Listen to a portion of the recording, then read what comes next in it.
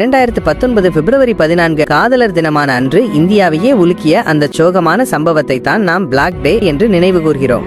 ஜம்முவிலிருந்து ஸ்ரீநகருக்கு 78 வாகனங்களில் சுமார் 2500 CRPF வீரர்கள் சென்று கொண்டிருந்தனர். பாதுகாப்பு காரணங்களுக்காக அந்த சாலை மற்ற வாகனங்களுக்கு தடை செய்யப்பட்டிருக்க வேண்டும். ஆனால் மதியம் அதிகாலை 3:15 மணியளவில் வெடிமருந்துகள் ஏற்றப்பட்ட ஒரு கார் திடீரென அந்த ராணுவ வாகன அணிவகுப்பிற்குள் புகுந்தது. யாரும் எதிர்பார்க்காத நேரத்தில் அந்த தற்கொலை படை கார் ஒரு குறிப்பிட்ட பேருந்தின் மீது மோதி வெடித்தது. வெறும் 10 நொடிகளில் எல்லாம் முடிந்துவிட்டது. இதில் 40 வீரர்கள் வீரமரணமடைந்தனர். இந்த சம்பவத்திற்கு பிறகு பாகிஸ்தான் தரப்பு இந்தியா சாதாரணமாக ஏதாவது கண்டனம் தெரிவிக்கும் என்றுதான் நினைத்தது. ஆனால் இந்தியா எடுத்த முடிவு ஒரு மிகப்பெரிய ட்விஸ்ட். பிப்ரவரி 26 அதிகாலை இந்திய விமானப்படை விமானங்கள் பாகிஸ்தான் எல்லைக்குள் புகுந்து பாலக்கோட்டில் இருந்த தீவிரவாத முகாம்களை அழித்தன. சுதந்திரத்திற்கு பிறகு பாகிஸ்தான் வான் எல்லைக்குள் புகுந்து இந்தியா நடத்திய முதல் வான்வழி தாக்குதல் இதுதான். இதில் மற்றொரு ட்விஸ்ட், இந்திய விமானி அபிநந்தன் பாகிஸ்தானிடம் சிக்கிக்கொண்டது.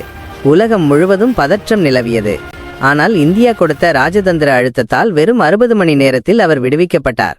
இது சர்வதேச அளவில் இந்தியாவின் பலத்தை காட்டியது. இந்த தாக்குதலுக்கு பிறகு இந்தியாவின் பாதுகாப்பு மற்றும் உளவுத்துறை கட்டமைப்புகள் முற்றிலும் நவீனமயமாக்கப்பட்டன. இந்திய மக்கள் சாதி மத பேதமின்றி ஒன்றுபட்டனர். தீவிரவாதத்திற்கு நிதியுதவி அளிக்கும் நாடுகளின் பட்டியலில் பாகிஸ்தான் முடக்கப்பட FATF கிரே லிஸ்ட் இது முக்கிய காரணமாக அமைந்தது. அன்பை பகிர வேண்டிய பிப்ரவரி 14 இந்திய ராணுவ வரலாற்றில் ஒரு ஆறாத வடுவாகவும் அதே சமயம் இந்தியா தனது பதிலடி கொடுக்கும் திறனை நிரூபித்த நாளாகவும் மாறிப்போனது. ஒவ்வொரு ஆண்டும் பிப்ரவரி 14 அன்று காதலர் தினத்தை கொண்டாடுவதை தாண்டி நாட்டுக்காக உயிர் நீத்த அந்த 40 வீரர்களுக்கு மெழுகுவர்த்தி ஏற்றி அஞ்சலி செலுத்துவதை இந்தியர்கள் வழக்கமாக கொண்டுள்ளனர்.